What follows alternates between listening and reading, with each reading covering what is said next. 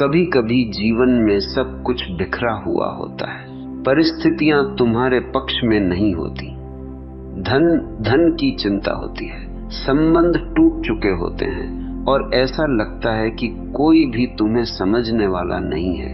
फिर भी इन सब के बीच तुम्हारे भीतर कहीं एक बहुत धीमी सी आवाज उठती रहती है, सब ठीक हो जाएगा। तुम्हें स्वयं भी समझ नहीं आता कि यह विश्वास कहां से आ रहा है। बाहर कोई प्रमाण नहीं होता, फिर भी भीतर कोई हार मानने को तैयार नहीं होता।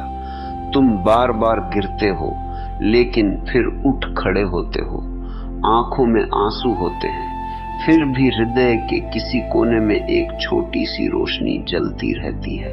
यही ब्रह्मांड का तीसरा संकेत है। जब अच्छा समय निकट आता है तो सबसे पहले तुम्हारे भीतर आशा जन्म लेती है। बाहर की परिस्थितियां बदलने से पहले तुम्हारी चेतना बदलती है, क्योंकि जो व्यक्ति भीतर से हार चुका हो उसे यदि पूरा संसार भी दे दिया जाए तो वह उसका आनंद नहीं ले सकता, और जो भीतर से जाग गया हो वह अंधकार में भी प्रकाश खोज लेता है। ध्यान से देखना, सूर्योदय होने से पहले आकाश में हल्की सी लालिमा दिखाई देती है।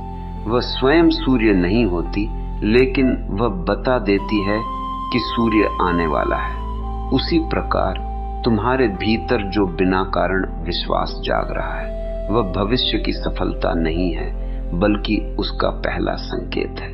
अधिकांश लोग इसी क्षण गलती कर बैठते हैं। वे कहते हैं जब तक परिणाम नहीं दिखेगा मैं विश्वास नहीं करूंगा, लेकिन जीवन का नियम उल्टा है। पहले विश्वास आता है, फिर परिणाम प्रकट होते हैं।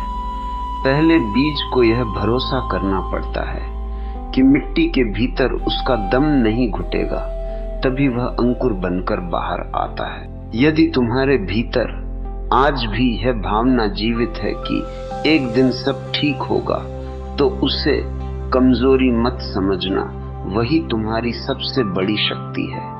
क्योंकि यह आशा तुम्हारे मन ने नहीं बनाई, यह तुम्हारे अस्तित्व की गहराई से उठ रही है। याद रखना, जिस दिन मनुष्य पूरी तरह निराश हो जाता है उसी दिन वह चलना बंद कर देता है, लेकिन जिसके भीतर आशा की एक छोटी सी लौ भी जल रही हो वह अंततः अपनी मंजिल तक पहुंच ही जाता है। इसलिए उस छोटी सी रोशनी को बचाए रखना, उसे संदेह की हवाओं से बुझने मत देना, क्योंकि वही रोशनी आने वाले उजाले की पहली घोषणा है।